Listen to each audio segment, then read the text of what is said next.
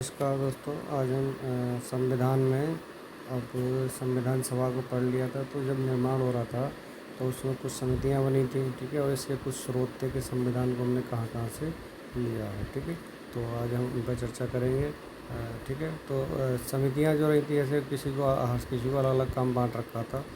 जैसे पहली समिति हमारी इसमें है कि संघीय संविधान समिति थी। तो डॉक्टर पंडित जवाहरलाल नेहरू के द्वारा इनको अध्यक्ष बनाया, पंडित जवाहरलाल नेहरू को, ठीक है।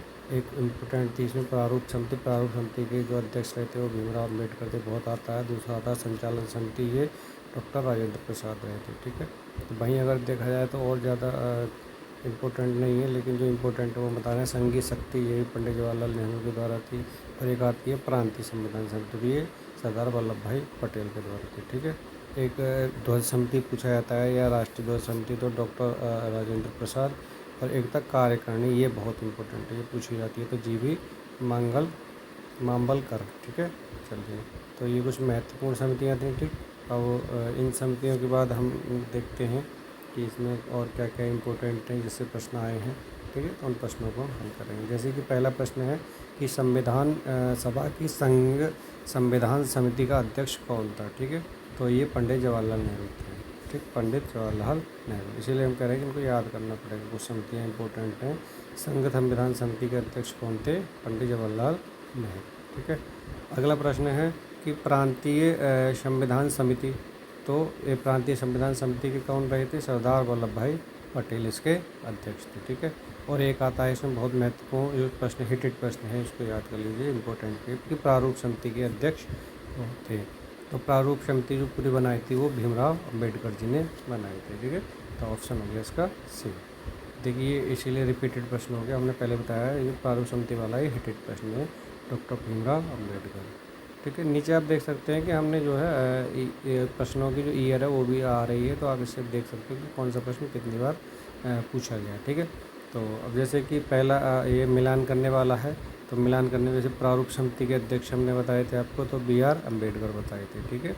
और दूसरा वैसे अब आता है इसमें मूल अधिकार, तो मूल अधिकार के अध्यक्ष थे सरदार पटेल, ठीक है। और एक कार्य संचालन था, तो कार्य संचालन डॉक्टर राजेंद्र प्रसाद थे, इसमें ऑप्शन वो है नहीं, ठीक है। और ये संघ शक्ति का भी संघ शक्ति का था पंडित जवाहरलाल नेहरू, ठीक है।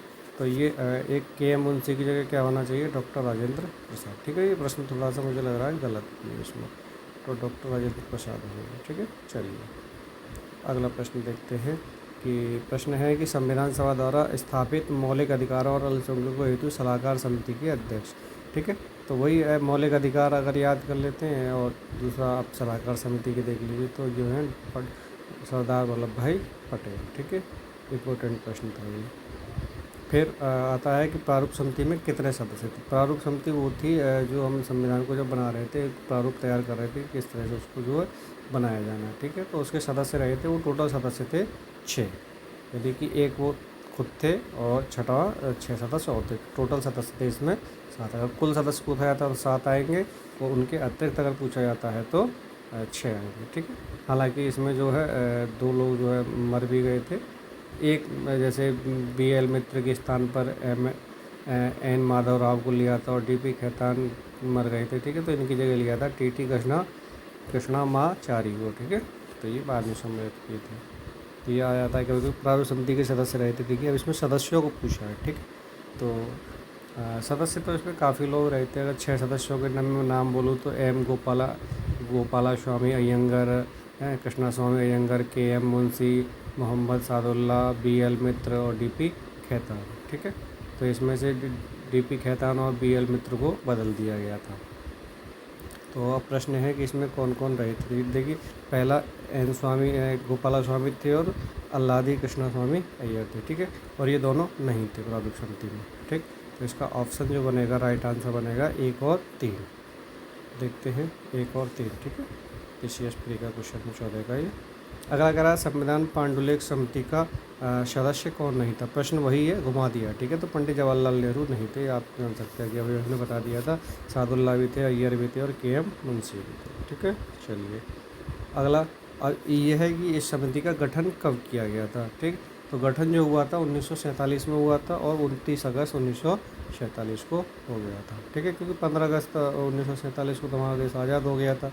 ठीक है, उसके बाद ही हमने जो है संविधान निर्माण के लिए इसकी अध्यक्षता में प्रारूप समिति का गठन किया था। ठीक है, अगला एक और महत्वपूर्ण तिथि वो है मतलब समिति, वो है झंडा समिति। हमने बताया ध्वज समिति या झंडा समिति के नाम से आएगा, तो ये कि कौन थे इसके अध्यक्ष? डॉक्टर राजेंद्र प्रसाद थे। ठीक है, चलिए। और अब देखिए, अब हम कुछ प्रश्न जो लेंगे संविधान के स्रोतों से लेंगे। ठीक है, कि कौन कौन से कहाँ से लिए गए थे, और ये इसीलिए इम्पोर्टेंट है कि यहाँ से प्रश्न अक्षर बनते हैं। ठीक है, तो हम इसमें वही प्रश्नों को सम्मिलित कर रहे हैं जो प्रश्न परीक्षाओं में आए हैं, और यहाँ से प्रश्न बहुत आते हैं। ठीक, मिलान करने वाले भी आते हैं और जनरल प्रश्न भी आते हैं। तो उद्देश्य का जो विचार लिया गया है वो लिया गया है हमारा कनाडा के संविधान, नहीं यूएसए से। ठीक है, कहाँ से लिया गया है?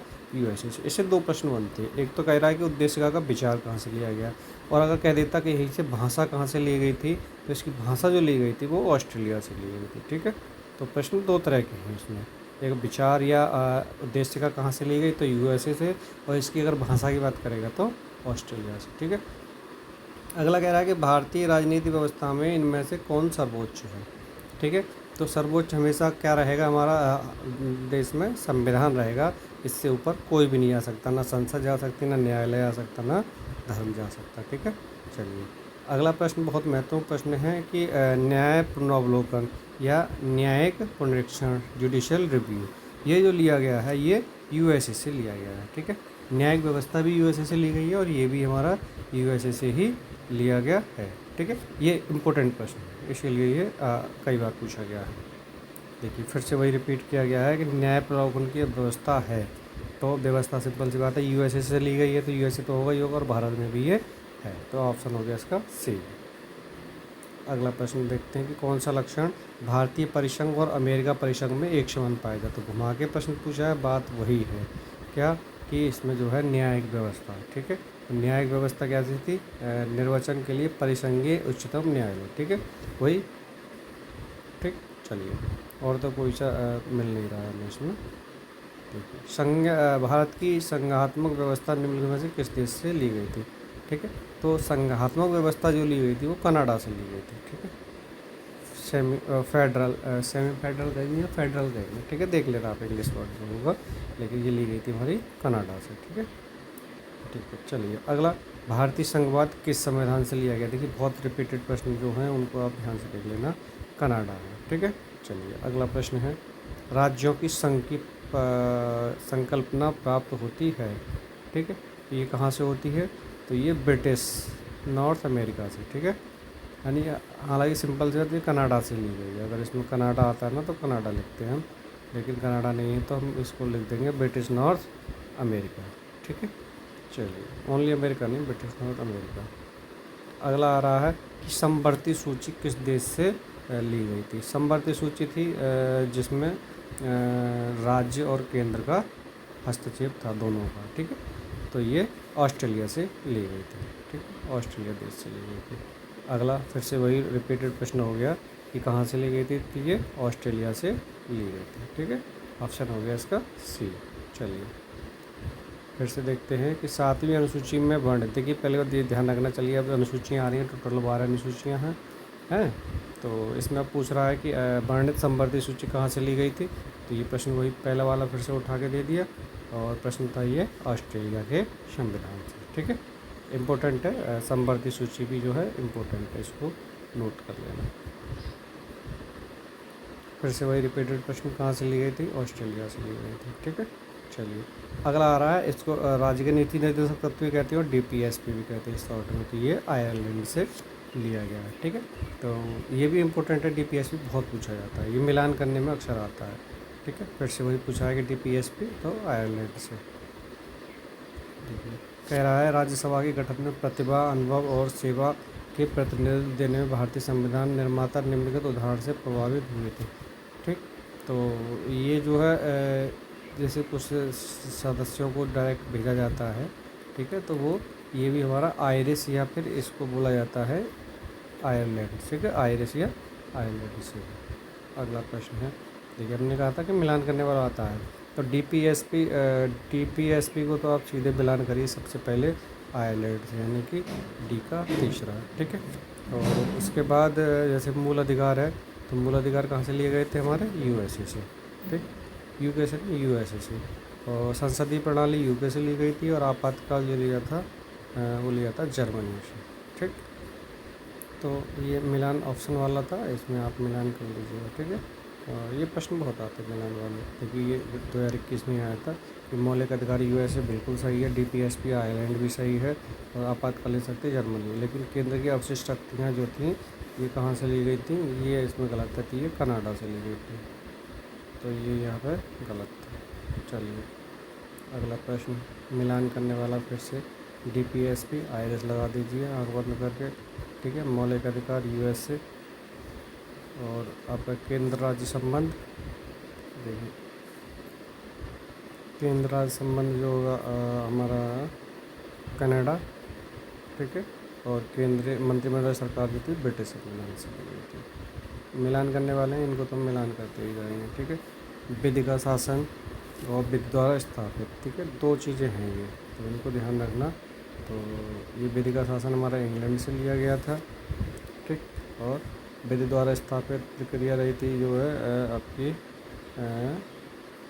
जापान से। कहाँ से? जापान से ली गई थी। और राज्यपाल द्वारा विधेयक सुरक्षित रखा जाना, ये कनाडा की व्यवस्था थी। ओवेनिस्ट भी नहीं थी, ऑस्ट्रेलिया के। ठीक है। चलिए मिलान मिलान प्रश्न है, इसको तो आगे बढ़ते जाना है। डीपीएसपी फिर आयरलैंड हो जाएगा, मूल अधिकार यूएसए हो जाएगा। ठीक, और समवर्ती सूची ऑस्ट्रेलिया हो गया, और बचा हमारा ये जो है भारत राज्यों का संघ है। तो संघ शक्तियाँ और जितनी भी ये रही थी ये कहाँ से ली गई थी? कनाडा से। ठीक है, तो ये ली गई थी कनाडा से। चलिए अगला प्रश्न है, मिलान करने वाले ये मौलिक कर्तव्य का विचार कहाँ से ली गया, यानी डीपीएसपी। तो नहीं, fundamental duties, FD, fundamental duties, ये हमारी जो है संविधान में, पहले ध्यान रखना कि जो है 42वां एक संविधान संशोधन हुआ था 1976 में, तो ये आर्टिकल 51 का में जोड़ा गया था। बहुत इम्पोर्टेंट है। ठीक है, आर्टिकल 51 का में जोड़ा गया था। और ये जो मैंडेट लिया गया था, यह संविधान का मूल रहा नहीं था, तो सोवियत संघ से इसको लिया गया था, यानी कि रूस से लिया गया था। ऑप्शन इसमें हो जाएगा सी। ये प्रश्न पूछा भी जाता है कि संविधान का मूल संविधान का कौन सा भाग नहीं था, तो वो आप लगा सकते हो मौलिक कर्तव्य। ठीक, चलिए अगला प्रश्न कह रहा है कि भारत का संविधान सबसे अधिक संविधान हो गया है, और दूसरा इसका कारण कह रहा है कि मौलिक अधिकारों का अध्याय अमेरिकन राज्य के मॉडल से लिया गया।